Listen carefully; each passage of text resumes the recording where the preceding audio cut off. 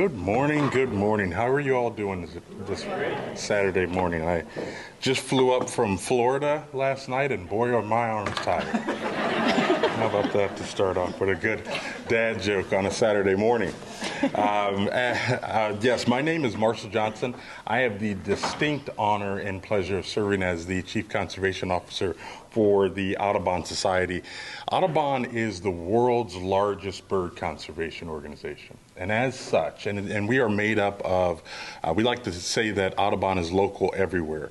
We're made up of 450 local community chapters, 150 campus chapters throughout the nation, including historically black colleges and minority-serving institutions. We are 17 state and regional offices, and as you'll see, we're also an expanding team through our Americas work that stretches from the Boreal forest to the Chilean coast. And so today we'll have a conversation about that really brings to life our mission, which is very simply to protect birds in the places that they need today and tomorrow. We're in the midst of this fun exercise that organizations like to go through, strategic planning, and it's fun and it's frustrating and it makes you really imagine the future if you're successful at having the impact that you want to have. And the impact that Audubon wants to have is a future where birds thrive across the Americas because Audubon and our network is a powerful, diverse, and ever-growing force for conservation. Birds delight us. Birds bring us joy. How many folks, by show of hands, are birders in this room? Look around you. Look how many arms. Keep your hands up. Keep your hands up and look around you. Because this is, now you've self-selected, so you're here. I get that. This is not necessarily representative, but it is. Did you know that there are 96.3 million birders in the United States? Did you know that? The Department of Interior tracks participation in recreational activities, hunting, fishing, you name it, and it has been tracking this for about 3 decades. And birders, there are 96 million birders in the United States. And that's when you think about if those people, you decide on an agenda, whether it be policy or how you're going to live your lives to enhance habitat and birds in local environments. Think about the impact that we could collectively have. When I think about that, I'm always reminded how powerful that can be if we really come together, work together on behalf of birds, because birds are an umbrella species. They tell us about the environment. They are the canary in the coal mine. And they are screaming today about a particular issue, and that's climate change. And we want to talk about that. You know, Audubon is synonymous with the joy of birds and their preservation. And we will talk about birds, but just as remarkable are the communities which are connected across the hemisphere by birds and the passionate people who devote their lives, their work, and their passion to the preservation of birds. And so we want to tell a fuller story of birds and bird conservation, a hemispheric story that really binds together birds, their journeys, these perilous journeys that are ever impacted by climate and climate change, and the people that stretch from, again, the Chilean coast to the Boreal forest. But before we hear that story, let's start with the birds, and I'll have Marci come up. Thank you, Marshall, and good morning, everyone. As mentioned, I'm Marci Eggers. I'm the Vice President of Conservation for Audubon Americas, leading our work in Latin America and the Caribbean.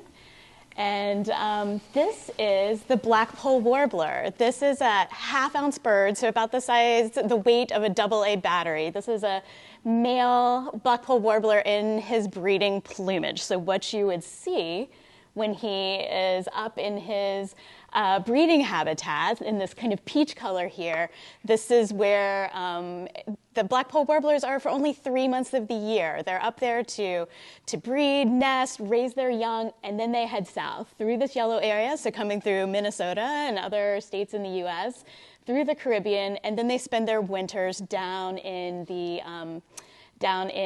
northern part of South America, in the Amazon and Andes. And what is really remarkable about the black-polled warbler, it is believed to have the longest migration of any North American warbler.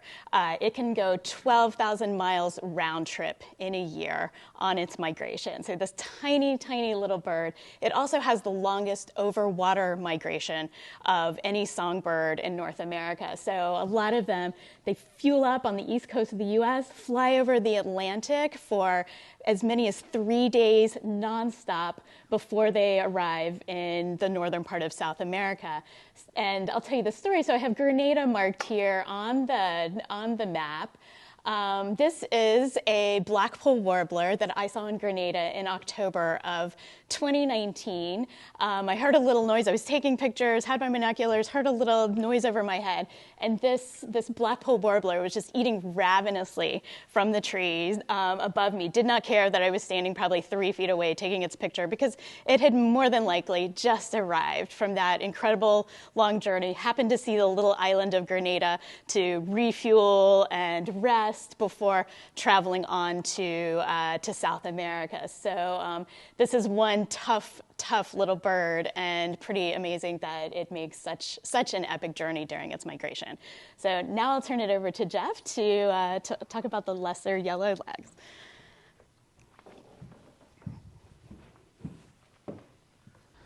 Well, hello, everybody. I'm Jeff Wells. I'm Vice President of Boreal Conservation for National Audubon Society, and thrilled to be with you and sharing this time with you and be part of this, the Great Northern Festival in this great series.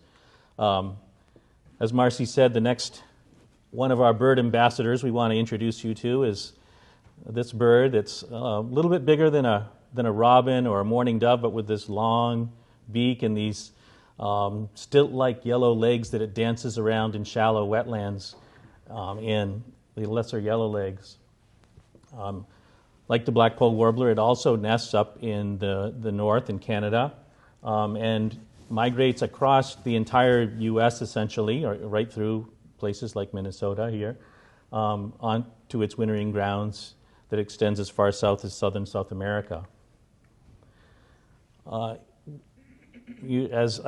As the Vice President of Boreal Conservation, I have to tell you a little bit about the boreal, of course. And the fact that both the black-polled warbler and the lesser yellowlegs are essentially almost endemic breeders in this great biome. The boreal forest is one of the last large forest biomes left on Earth that is still largely intact. About 70% of it is still largely untouched by large-scale industrial disturbance. So it's kind of one of the last chances for humans in our evolutionary history on Earth here to figure out how to do conservation right. And so there's amazing opportunity and amazing risk in what happens. It's also a place that is one of the wettest places on Earth. It actually has one of the largest areas of surface fresh water of any biome on Earth. It has millions of lakes, ponds, undammed rivers that are still flowing, and some of the largest wetlands left in the world. Bogs, I know in Minnesota here you know about bogs and peatlands. The boreal forest is just full of these massive peatlands and bogs, and that is where the lesser yellowlegs gets its feet out of the water. One of the few places it doesn't stand in water is when it's nesting in these peat bogs, where it lays its 4 little eggs in a little ground nest right in that soft sphagnum moss in bogs, and sometimes sits on the tops of little shrubs and calls, especially if a predator comes near.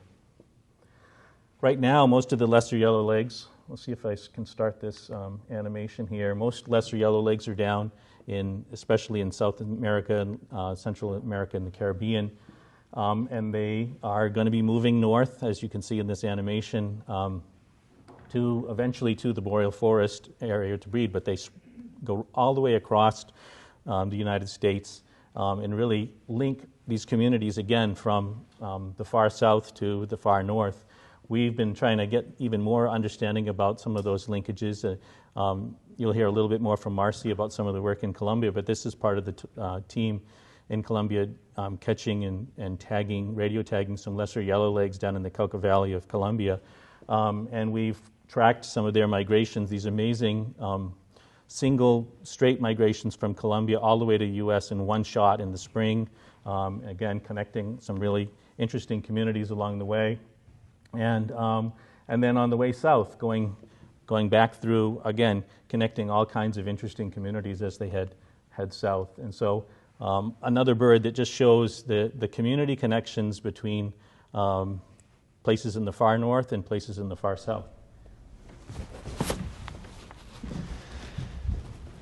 Yes, thank you again for joining us. My name is Dale Gentry. I'm the Director of Conservation for Audubon's Upper Mississippi River office, and I have the distinct joy of telling you a little bit more about this bird. And I guess, now we are in a room full of birders, so this is maybe not a very fair assessment. And some of you might not have actually seen a lesser yellowlegs or a black-polled warbler, but raise your hands if you've seen an osprey.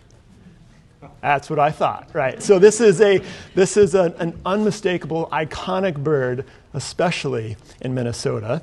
And I think we're going to some of you probably already know why that is. But if I had asked that same question across most of the world, well, we would have gotten a good number of hands, because this is the second most widely ranging raptor in the world, right behind the peregrine falcon. It's found on every continent except Antarctica. And we see that the highest density is in the Western Hemisphere and in North America. They're found in Africa and Asia and Europe and even Australia along the coast, right? Now, osprey are interesting and unique in that they are simultaneously very picky and very flexible in their sort of ecological niche or what they need. They're flexible in that they can live in wide open spaces. They live in the Great Plains. They live in the Boreal forests. They live in deciduous environments. They live in conifers. They live with palm trees in the background. So they're really not that picky about what their habitat looks like, as long as it's close to water, right? Because while they're not that picky about where they nest, as we can see, they'll happily nest in poles that we put up for them, or just adapt to whatever is convenient. Their nests are all over the place, including there's one at my kids' school where they get to watch there's a pile of fish that accumulates. I'm burying the lead here, right? So while they're not picky about where they nest, they are extremely picky about what they eat. And we all probably know what they eat, and I just told you what they eat, right? And let's let the pictures tell the story, that they eat 99% of their diet is made up of fish. Now, there are occasional records of them eating a few other things, but those are really outside of the norm. That really, if it doesn't swim, they're just not that interested. And so, as we'll you can imagine then that they are, of course, migratory birds. It's hard to be a fish eater and stay in Minnesota all year long, because all of our abundance of water usually freezes in the winter, right? This year has been a little bit unusual, but those birds will head on one of the longest distance migrations for a raptor in North America, and winter down into the Central and South America and Latin America. And so I think I'm going to hand it back over to Marshall, and we're going to talk a little bit more about some of the challenges that these birds are encountering. Thank you. As you can see, and many of you know, birds travel incredible distances, and they encounter challenges, unpredictable weather, lack of food. You think these birds, some live 10, 15, 20 years, and every time they make these journeys, particularly over the last 200 years, what they need, where they're going, it changes. The landscape changes. New threats emerge. New opportunities emerge because of the work that conservationists and communities are doing. But particularly, I want to drill down a little bit more and ask Marci to step back up. We hear about climate change and changing climate throughout the hemisphere.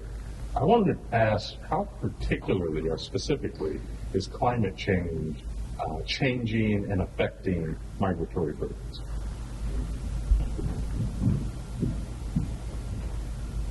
Thanks, Marshall. So Let's go back to the black-polled warbler, and you all saw where it resides for 3 months for breeding up in the northern parts of Canada and Alaska, and then spends the rest of the year in northern South America. So here's another version of that map of their breeding grounds, and this is where we are today. This is roughly where you'll find the black-polled warbler breeding in Canada and Alaska. If the climate, average temperature of the Earth, warms 1.5 degrees Celsius, this is going to shift. And so about a quarter of the southernmost part of the black-polled warbler's range will be lost, and moving its habitat up. Some will be gained, but further north. If the planet warms 3 degrees Celsius, it's going to be much more dramatic. Nearly half of its southernmost range of its habitat will shift north. And so, as I think about that black-polled warbler that I saw in Grenada, who was exhausted, hungry, just made it to Grenada before having to make that last journey to northern South America, are the black-polled warblers whose habitat's moving further north going to be able to make that long journey? And with so much, they're burning so much fuel just to get to where they are right now. And then in the southern hemisphere, in the northern part of South America, I'm sure many of you have seen in the news the extraordinary drought that's happening in the Amazon right now, the Amazon being one of the wintering habitats for the black-polled warbler. Don't hear quite as much about the Andes, but the Andes as well are having dramatically changing weather events. The El Nino and La Nina phenomena are much more extreme. And so these are those key regions for the black-polled warbler where it spends its winter. And so I want to take you to a place called the Cauca, Valle de Cauca, the Cauca Valley Department. The department basically be the equivalent of a U.S. state in the country of Colombia. All three of our birds, the osprey, the blackpoll, and the lesser yellow flags, are found in Valle de Cauca Department. And the valley, it's between the two westernmost mountain ranges of the Andes in Colombia. So it's a really fertile valley where these birds come. Originally it was had thick forest, lots of wetlands. This is kind of what a lot of it looks like today. There's a lot of productive activity in this area. It's pretty heavily deforested for sugarcane. It's one of the top producing departments of sugarcane in the whole country. Also corn production. And then cattle grazing, so a lot of deforestation for cattle grazing. And so I want to tell a story. This is Sandra on the left. She is a former English teacher. She taught in one of the cities, and now she is a ranch owner. She owns a ranch with sustainable cattle grazing. This is Amadeus, who manages her cattle to her left. And this is their cattle pasture behind them. So dramatically different from the cattle pasture I showed you in the previous slide. This is an aerial shot. These are a lot of really happy cows walking around between the trees. The plant here is called Botón del Oro, or gold button. It's a native plant, but it's also something the cows like to eat. So it provides bird habitat. Audubon has been supporting the restoration of these habitats. And so obviously having more trees, better for the atmosphere and combating climate change, more bird habitat. It's also helpful just in climate change resilience. A lot of hillsides in Colombia that have been clear cut have had a lot of landslides and so forth. So by planting trees, you have more of a root system that helps to adapt and make communities with people more resilient to changing climate conditions. Second, as I mentioned, there's a lot of sugar production and in the Cauca River Valley, and so we have been working with sugarcane growers to take on more sustainable practices, reforest areas around river edges. Another thing we're doing, this is a rice field. So a sugar field needs to lie fallow for a certain period of time, and we are doing rotational rice fields like this with organic rice, because birds like the lesser yellow legs can use these flooded fields for foraging. Here's another example of one of those organic rice fields that's been flooded. I'm sure there are probably some lesser yellowlegs if it's winter hidden in here, but you'll see a whole lot of egrets that are also taking advantage of this field. And finally, there are some areas in the Cauca Valley that are still intact. This is the Sonso Lagoon. This is one of the largest, if not the largest, lagoon still in natural lagoon that's still in the Cauca Valley. And here's just another aerial shot of it. This is something that fishers have been using for centuries to fish. So it's super important for them for sustaining their livelihoods, supporting their families.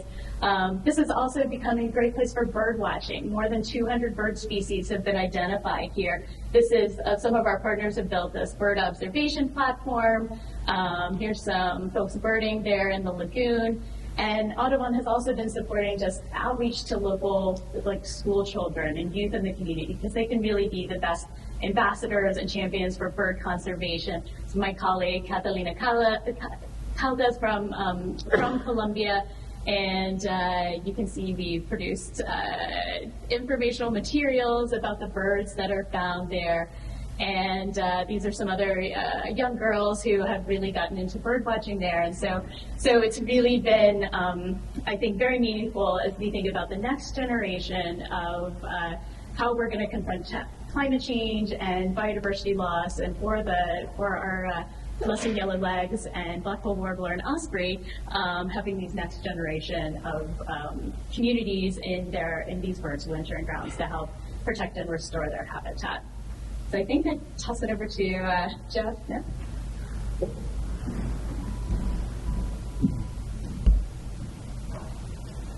Well, we talked earlier about how the lesser yellowlegs always likes to have its feet in water, and so when you think about climate change impacts to this bird, anything that is affecting water, and of course we know climate change has lots of effects to water, will be really impactful. This is a map similar to the one Marci showed. That's from our Audubon science team's modeling work on the changes expected in bird distributions under different climate change temperature scenarios. And this is the 3-degree rise scenario. The areas in red are all the parts of the lesser yellowlegs breeding range that are expected to be lost if climate change goes to that degree. And you can see it's a severe loss.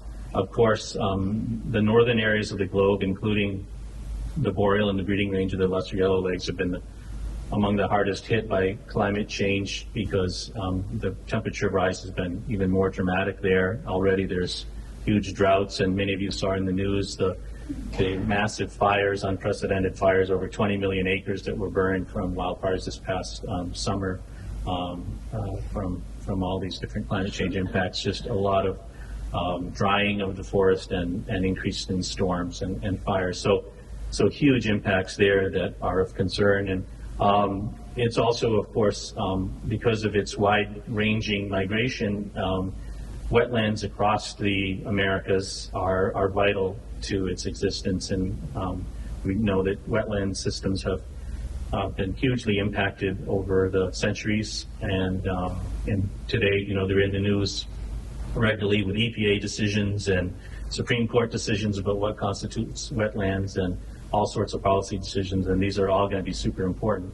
The lesser yellowlegs also has a kind of a somewhat unique in modern day times issue that it's dealing with, which is that on some of the Lesser Antilles in the Caribbean and Guyana and South America, there's actually still a fairly active hunting of shorebirds like lesser yellowlegs, and lesser yellowlegs is one of the ones that gets most hardest hit. And this is actually a picture I took on Barbados a number of years ago. Somebody sort of snuck me into one of these hunt clubs to show me the situation, and inside this pen here are lesser yellowlegs and other shorebirds that have been injured from past hunts, and they keep them in there so that when the wild birds are flying over, they call and lure them in for hunting. So that's a continued other issue that's being sorted out and figured out how to put some more manageable restrictions on the harvest and how that will affect them in the future. And I'll toss it over to Dale. Thanks, Jeff. You know, that reference to the myriad influences of climate change is helpful because, you know, we all recall the early, you know, kind of awareness that we saw in the public when we talked about global warming. And some maybe cynics said, "Oh, I wouldn't mind it so much if things got a little warmer in Minnesota." And we changed our language there in part because we need to recognize that more is happening than just a change in temperature. And among those are big changes to water. And in Minnesota, changes to water are changes to our lifestyle, right? Because we are so connected to our lakes, and we're so connected to the Mississippi River. It starts in Lake Itasca, finds its way from its origins in Minnesota all the way down, of course, into the Gulf of Mexico through the area around New Orleans.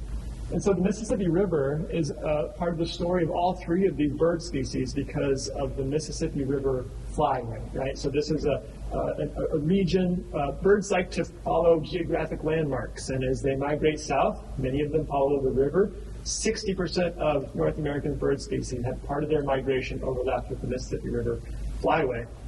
And unfortunately, the Mississippi River has been really dramatically changed. Some of you know the story. In the 1930s, we built 29 dams between Minneapolis and St. Louis, and the river that we now have is really dramatically different in that it's holding back a lot of the excess water that we're now seeing with climate change. So as we get, unlike we're seeing this winter, when we get lots of snow, when we get lots of rain, all of that water filters into the Mississippi River, where 40% of the United States drains into the Mississippi River watershed. And that water is held back, and those trees, which like growing floodplain forests, can only handle so much water, right? So they're fine to have their roots submerged for up to a month, but when their roots are submerged in water for 2 months or for 3 months, if you know a little bit of plant biology, those tree roots die because they need air too, and when they're submerged in water, no air is getting down into those roots and do a little biology, and those trees die. So if you have been out for a drive on the Mississippi River, if you've been south of Red Wing into the Winona and the La Crescent region, you see some of these really kind of sad images of lots and lots of dead bottomland forests, and that means a loss of habitat for black-polled warblers and for osprey that are, breeding habitat for some species, but are really critical migratory routes for others. We also see with those heavy rainstorms that we see a flush of sediment into our rivers, and I think many of us for the first time saw these aerial shots of the confluence of the Minnesota River with the Mississippi River, and we thought, oh, Mississippi River gets the reputation as big muddy, but maybe we ought to turn it around because a lot of that sediment comes from the Minnesota River. And a lot of that sediment is a byproduct of those really intense rainstorms, which we now have fantastic science showing are happening with much more regularity and much more intensity. That flushes the water into our lakes and rivers. And we're starting to see birds like not only our osprey, but also our common loon are struggling to fish because they're visual predators, right? And so loons can't see the fish through the water, and so they struggle to find food, and osprey have the same experience. So climate change is impacting, ranges, and it's impacting temperature, and it's also really impacting precipitation. All of those are really having dramatic effects on our birds. I think we're going to go back to Jeff to talk a little bit more about some of the work that's being done in the boreal forest. We'll come back to the Mississippi River.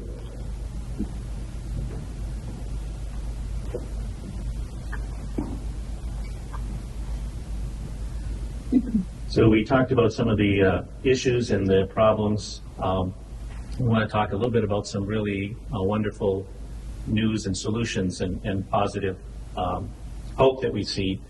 In the Boreal Forest region, we're very fortunate that there are hundreds of indigenous communities that have remained on the land within that region, and they are stepping up in particular in most recent decades to lead some of the most ambitious conservation, land protection, and stewardship efforts happening anywhere in the world today. There's over 100 million acres of land that is being put forth as potential new protected areas in the Boreal, and again, this is just in the Canadian part of the Boreal, just something that is you won't find anywhere else in the world. A few places in the world where conservation at that scale is even being considered.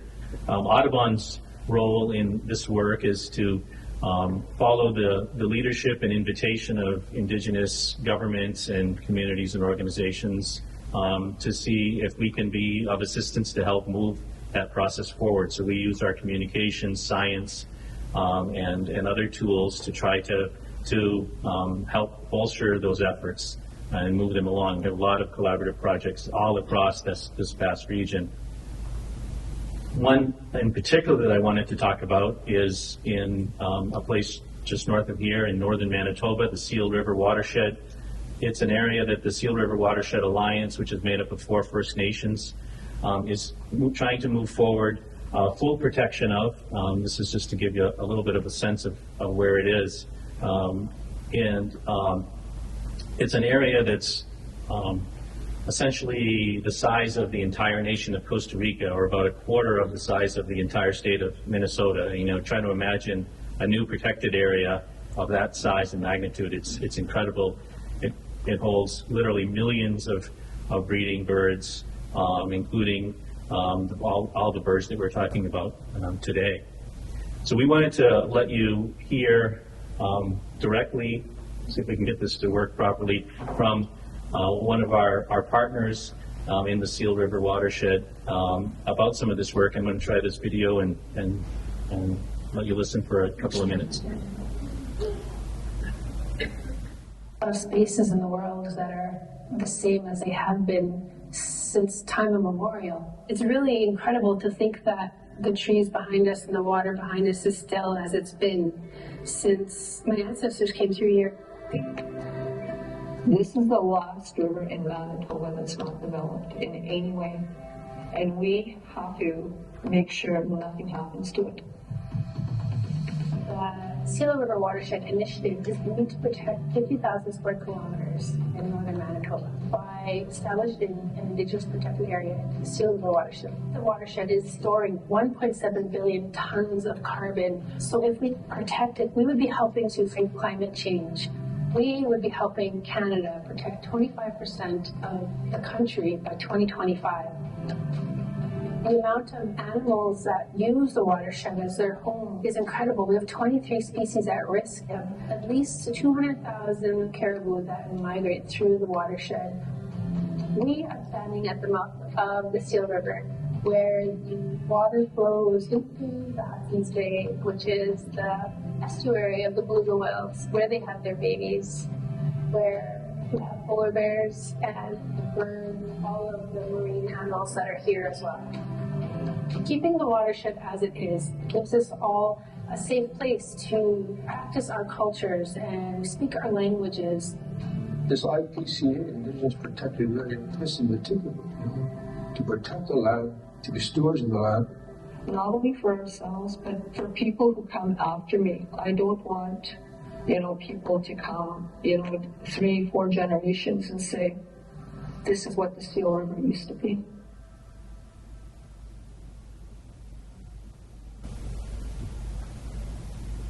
We were very fortunate at Audubon to have Stephanie and Leanna and a number of youth from the Seal River watershed to come to our Audubon convention in Colorado. Was that in October? November, yeah. Everything's been moving so fast it's hard to remember, but they came down and participated in a whole bunch of different parts of that and told people about this. And then I just want to share this very exciting news, which is that under the new government in Manitoba, I don't know how close people in Minnesota pay attention to Canada, but there was a new premier, Wab Kinew, a first Indigenous premier elected in Manitoba this past fall, and we were just thrilled and almost shocked, really, that it happened so fast. But just a week or two ago in a big ceremony with Stephanie and the chiefs of the 4 First Nations and the Environment Minister from the federal government of Canada. They came together to announce that they were going to do what's called an interim withdrawal of the 12 million acres. Up to this point, despite the First Nations' intent to keep it protected, it was still open for mining and other kinds of potential uses. And they did basically a temporary protected status while they go through what they call a feasibility study. So it's a huge, huge step that we thought would take many months to actually achieve, but the Canoe government wanted to show that they were supporting this and moving quickly in their first 100 days, and so just a few weeks ago they made this kind of momentous announcement of protection. Yeah, so. Now I'll turn it over to Dale for a little bit more.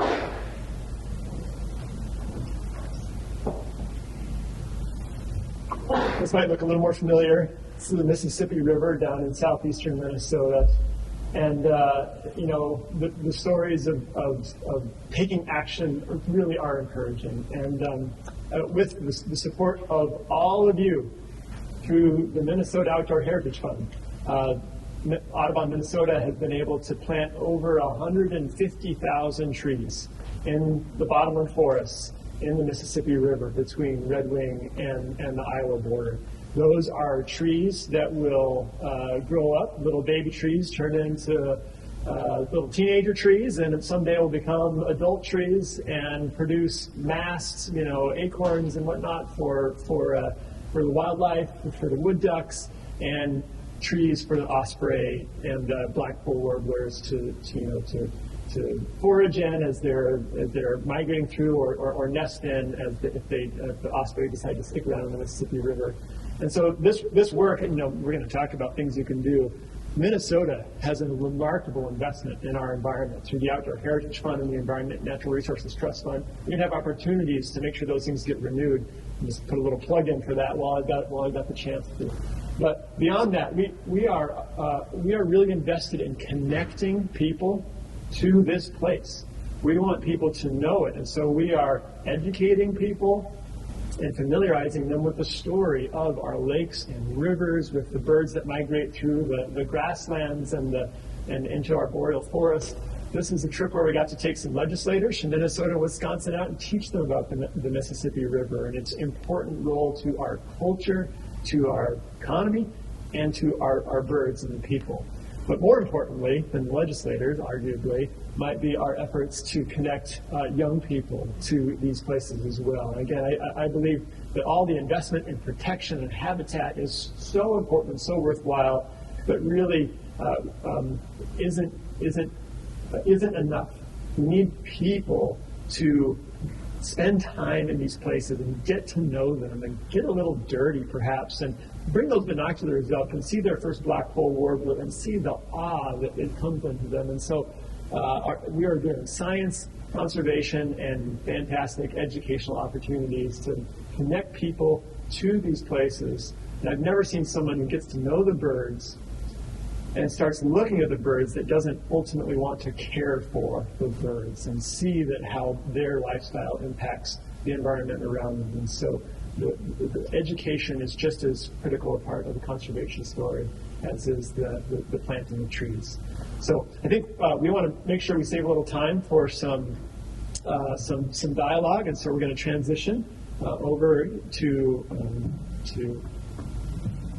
a little back and forth discussion. I'll hand Marci. Thank you. Aren't those really inspiring stories? As daunting and we hear a lot of bad news. Dale or Jeff was speaking to the forest. I live in Fargo, North Dakota. We know the forest when they burn.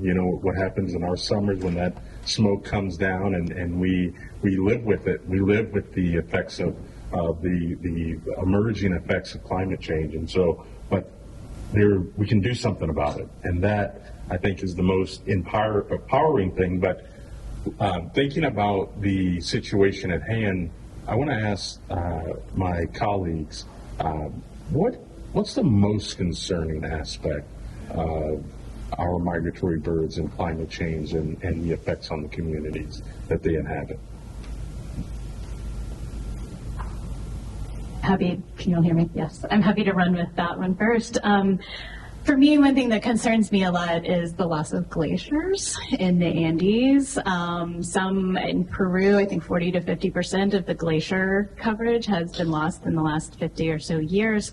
And from the community perspective, we're talking millions of people who depend on glaciers, kind of the seasonal glacier melt for their water and for their crops and to sustain their families. And so this is something that is particularly concerning just for people. It also impacts bird habitats, and I think that a lot of this is, as my colleagues have talked about, is about watershed management, and so it makes the work that we're doing for restoring habitats, protecting and restoring wetlands and so forth, which is important for birds, but it's going to be extremely important for people moving forward.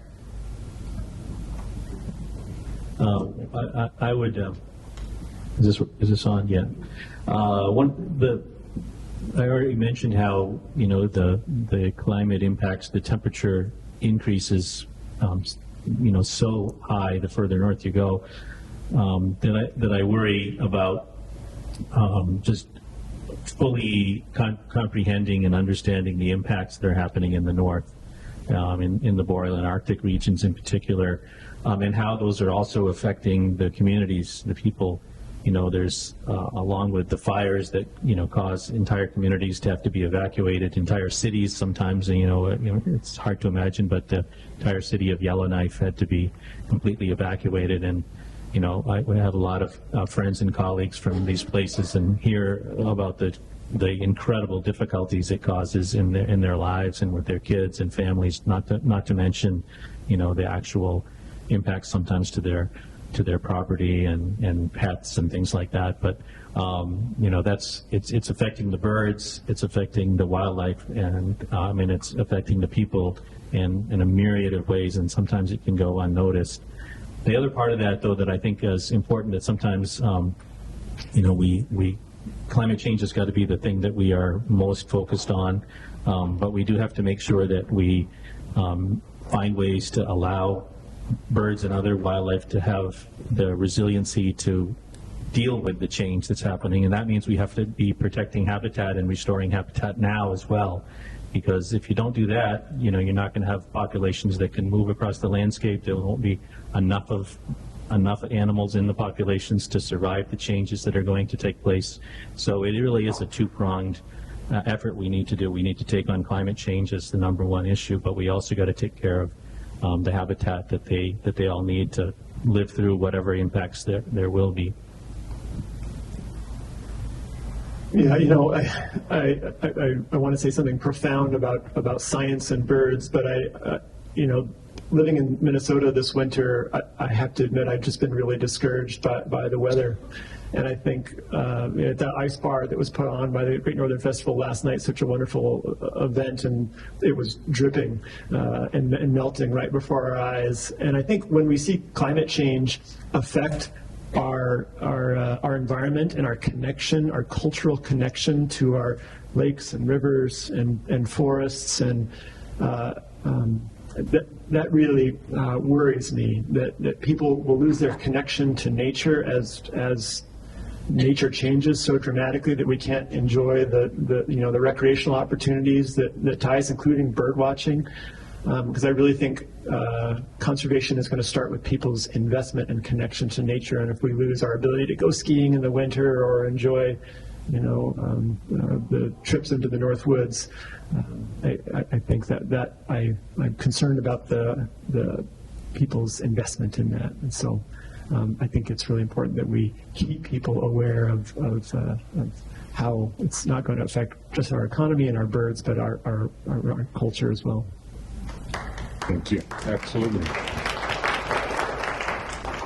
We started discussing how big this community of bird watchers really is and are. 96 million. When we think about habitat loss and climate change, what can individuals, and I'm going to This will be our last question. What can we do as individuals specifically to make a change? I'll start again. Well, I think as you know, this is such a macro global problem, challenge to address. This is the challenge of our lifetimes, and I think that paying attention to. Are you purchasing from companies that are committed to going carbon neutral? What's in your investment portfolio? Are companies that are committed to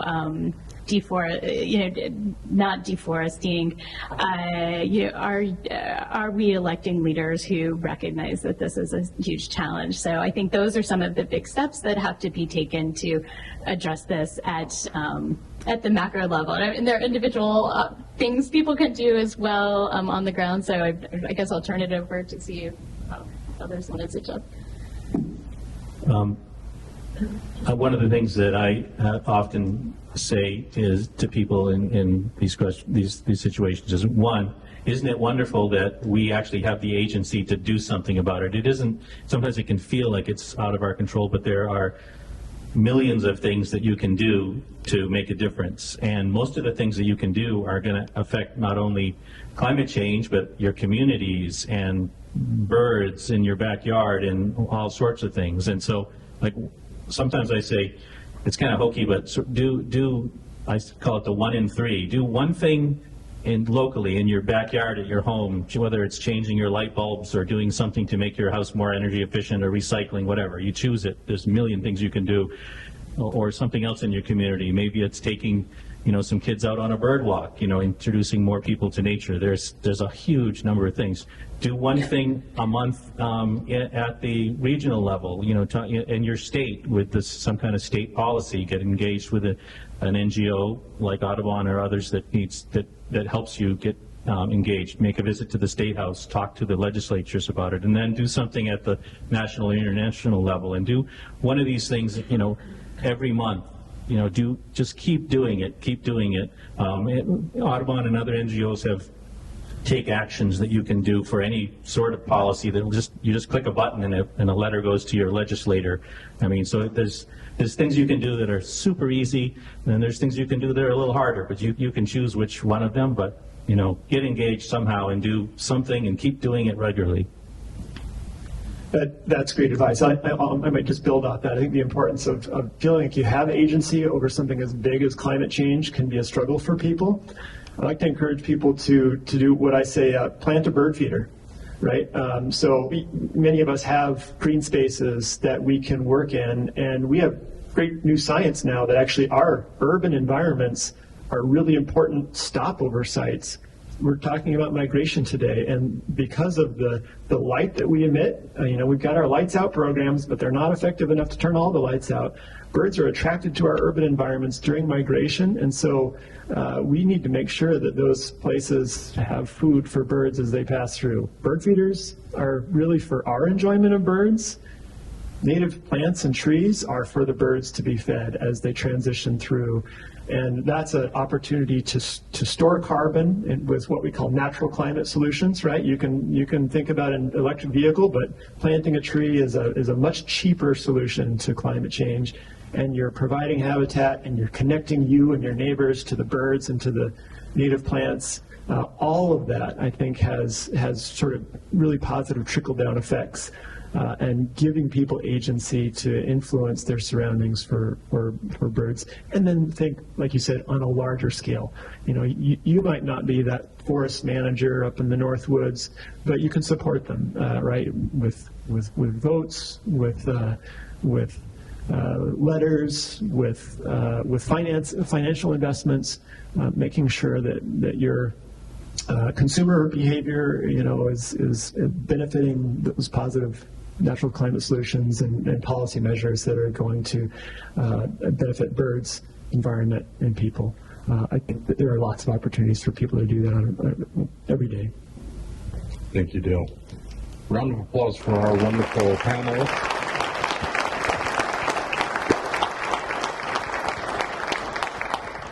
I truly think that our individual choices are our superpower. superpower that maybe we don't tap as much as we can and should when we have agency to do so. And what better way to use our choices than on behalf of birds and our communities. Birds have and fill our backyards, our waters, and our skies with their color and their beautiful songs, and they're now calling out to us with their silence. And we really need to look in the mirror and think, how are we going to act every day to change that, to bring our birds back and bend the bird curve for the Western Hemisphere. I'm Marshall Johnson. I want to thank you all for joining this conversation. Please consider sticking around for the next session, which is Curating Climate Change, which will be in this room, and in between, you can go down to the cafe, Fika. Did I say that right? Fika Cafe. I'm going to go down there. So join me down there in the Fika Cafe to get some refreshments before the 11:30 next session.